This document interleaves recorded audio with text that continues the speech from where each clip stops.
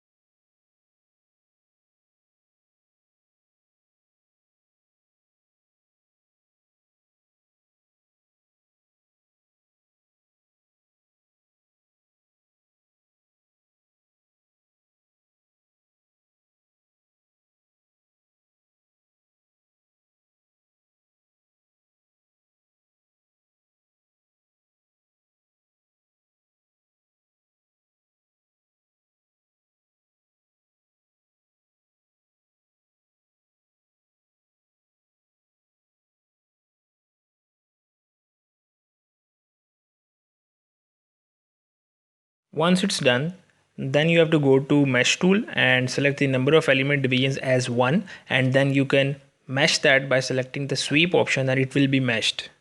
Thank you. Keep watching. Allah Hafiz.